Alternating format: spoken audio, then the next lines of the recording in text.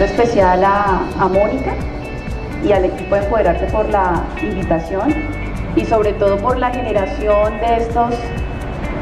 de estos espacios donde nos podemos conectar desde la sororidad.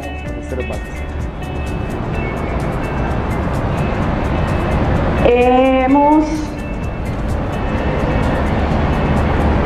hecho esta imagen para referirnos o para referirme. Para mí esto significa el empoderamiento femenino.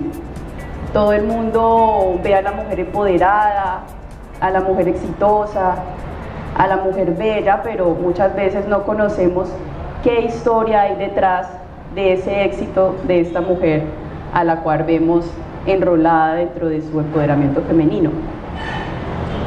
Iniciaré con el título de lo que he denominado en mi infancia, la circunstancia convertida en fuerza. Entonces les contaré que yo soy modelo 1991, nací en el municipio de Portocarreño, Vichada, orgullosamente llanera, orgullosamente provinciana, orgullosa de mi semilla campesina, de haber nacido en el campo. Mi madre era una ama de casa y mi padre un compositor, eso dice el registro civil. Ya se imaginarán ustedes qué estabilidad económica y qué estabilidad emocional tenían mis padres a la hora de mi nacimiento. Resulta que en el llano, en el campo, nuestro arraigo cultural es muy machista. Yo nací donde el referente femenino era una mujer como mi mamá, que tenía que callar cuando sufría, que tenía que soportar siempre las infidelidades de mi papá y un arraigo cultural muy fuerte. Cuando nosotros dejamos de vivir en Portocarreño y pasamos a vivir a Villavicencio, para esa época mi papá era un compositor llanero, aún lo es el compositor de Predestinación, esa canción que creo que todos conocemos, y por esta fecha pues él estaba pegado. Entonces, como dice él, en esa época yo me creía la chimba y por ende se la pasaba enrumbado, pues llegaba tarde a la casa y él tenía sus malos tragos. En muchos episodios tuvimos mis hermanos y yo que propiciar episodios de violencia intrafamiliar, de violencia física y de violencia psicológica. Yo, cuando sufría esos episodios y cuando veía pues el sufrimiento de mi mamá, siempre interpreté que eso era lo que yo no quería para el modelo de mi hogar. Que el día que yo tuviera una hija, el día que yo tuviera un hogar, jamás me permitiría pasar por estos episodios que pasó mi mamá, que pasó mi abuela y que pasaron muchas mujeres campesinas que en su momento les tocó vivir en el campo. Pero siempre cuando yo tenía miedo, cuando yo tenía una voz que me hacía interpretar que de todo eso tenía que sacar algo positivo. Entonces siempre fui una niña destacada en el colegio, era muy inquieta, muy deportista, pero siempre quise como sobresalir y canalizar los problemas que tenía en casa mediante la academia y mediante el liderazgo que desde niña siempre me ha identificado. Entonces por eso puse que la circunstancia convertida en fuerza, porque fue algo que me tocó vivir, pero algo que yo lo convertí en fuerza. Siendo muy niña, yo siempre dije que eso lo tenía que interpretar de la manera más positiva posible. Del espejo al reflejo. Resulta que yo siempre le decía a mi mamá que se separara, que buscara nuevos horizontes, que acabara de estudiar, y ella un día tomó la decisión de separarse de mi papá, y yo vi cómo ella, la vi transformarse, la vi pasar de ser esa mujer noble, esa mujer que aguantaba todo, a empoderarse, a decir voy a acabar mi estudio, me voy a separar así tenga 3 hijos, voy a salir adelante, sobre todo por darme el ejemplo a mí que soy su única hija, y lo hizo, y pues eso a mí me influyó tanto en mí ver ese empoderamiento de mi mamá, que ella es mi modelo a seguir. Entonces por eso puse del espejo al reflejo, porque ella es el espejo de la mujer que yo quiero ser, de la mujer que yo siempre quise ser. Por lo que les comento, la vi transformarse, la vi tomar su decisión y ser una mujer muy aguerrida y hacer lo que ella es hoy en día, que es una lideresa del departamento del Bichada, con la mujer rural, y pues esa es mi ejemplo a seguir, que es mi mamá.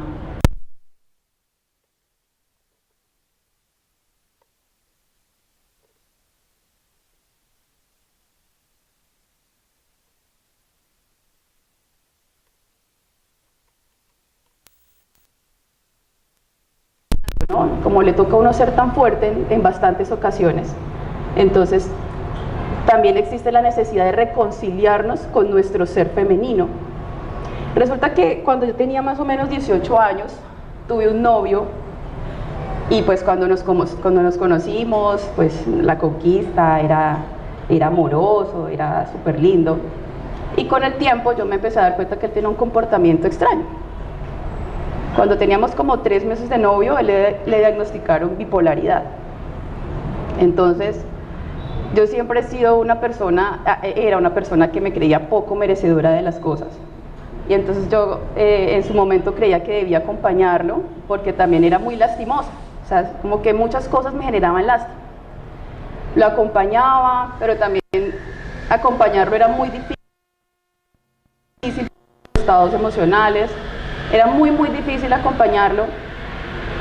Yo quedé embarazada de él, pues fue un embarazo anembriónico, es decir que el doctor me explicaba que era cuando se fecundaba un huevo, pero tenía clara pero no yema, un tema así, o sea que no superaba un tema genético para conformar la vida. Bueno, perdimos el bebé, pues fue un dolor muy grande para mí. Cuando superamos eso, yo no le conté a mi familia, no le conté a nadie, decidí vivir ese proceso absolutamente sola, sin contárselo absolutamente a nadie, como comerme ese dolor y salir adelante sola.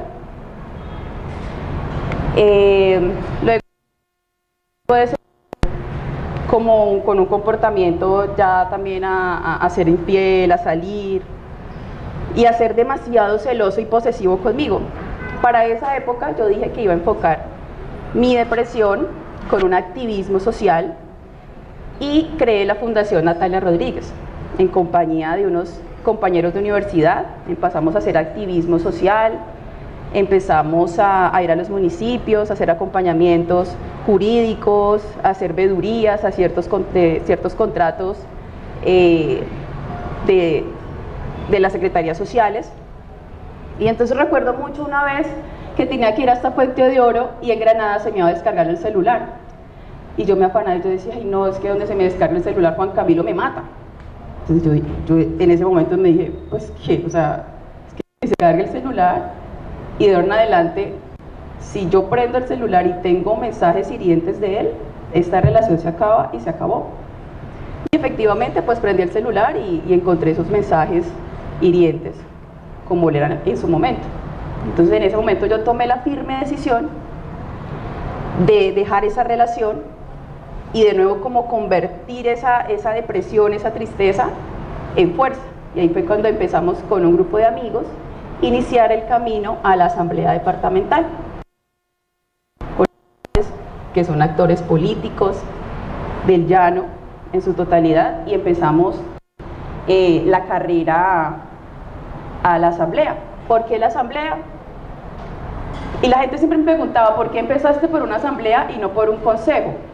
Porque me gustan los procesos departamentales, los procesos donde está el campo, los procesos donde podemos coexistir toda la sociedad que realmente hace la vida, ¿no? Como los campesinos, los empresarios, y pues en un establecimiento como un departamento podemos encontrar cosas muy interesantes, y por eso me enfoqué en una asamblea. Cuando tenía 22 años arranqué el camino a la asamblea, pues tuve una campaña muy larga de un año, con un grupo de amigos, empezamos a hacer activismos. Posterior a eso, pues un día fui a la empresa Maderas El Vergel a solicitar pues un acompañamiento a la empresa privada, y ahí conocí a Mauricio, quien es hoy en día mi esposo, un hombre maravilloso, y empezamos a entablar una relación de amistad y de apoyo mutuo en nuestros procesos, él acabando su universidad, yo en mi proceso de la carrera política, y pues él me empezó a contar cosas que me conmovieron demasiado, como que en su familia él tenía con una condición especial, que es una enfermedad que se llama la fibrosis quística. Es una enfermedad genética altamente mortal, y entonces empezamos a acompañarnos y empecé a enamorarme mucho de esa historia y a ver en su familia un ejemplo de familia unida, y yo decía, ¿cierto? Y pues yo nunca tuve esa familia unida, entonces como que siempre me conmovió y me atrajo ese modelo de su familia y cómo ellos enfrentaban esa situación tan difícil que es vivir pues con dos hermanitos que en cualquier momento pueden morir. Nos enamoramos, nos hicimos novios, gané la asamblea, posteriormente quedé embarazada de mi hija Antonella, que por ahí anda, pues muy contenta porque cuando yo perdí a mi primer hijo, pues yo quedé muy afectada, y siempre yo he querido ser una mamá joven. ¿Por qué? Porque siento que si uno tiene sus hijos jóvenes puede disfrutarlos joven, o sea, pero tampoco doy el consejo a las niñas de que tengan hijos jóvenes, es una decisión personal que yo la tomé de ser una mamá joven, es decir, a mis 25 años, pero pues eso es una decisión personal de cada quien, ¿cierto? Y las que no quieren tener hijos también es muy respetable esa decisión, es una decisión tan personal como lo pueda hacer. Quedé embarazada de Antonella, con mucha extrañeza. Resulta que mi embarazo era un embarazo un poco complicado, porque yo tengo una condición congénita, y es que tengo un útero bicorne, es decir, que mi útero está como dividido en dos, entonces eso hace que mis embarazos sean casi que, o sea, prácticamente un milagro, puesto que no tienen espacio para fecundarse, para criarse dentro del vientre. Empecé a fallar a la asamblea, el ejercicio de la asamblea, las sesiones, y oh sorpresa que esto fue tomado como una invitación por los adversarios políticos a atacarme en pleno embarazo. Cuando yo me enteré que me atacaban mismas mujeres con hijos, yo decía, qué indolentes son las mujeres a la hora de atacarse entre ellas mismas, cuando ellas han tenido hijos, cuando de pronto algunas no, pero pues, o sea, uno como mujer debe apoyarse mucho. Tuve mucho desconsuelo al ver ese comportamiento de algunas compañeras mías dentro de la asamblea y de algunas personas muy fuertes que me atacaron en mi embarazo muy fuerte, y tuve que superar pues esos episodios de ataques saliendo a la luz pública como si no me afectara, que eso era lo más difícil para mí, ¿no? Tener que secarme las lágrimas, salir del baño vomitada en embarazo y salir como si nada, hacer esa mujer fuerte que todo el mundo quiere ver, esa diputada aguerrida, esa diputada que no puede flaquear. Entonces como que nunca pude desahogar en su momento lo que yo sentía.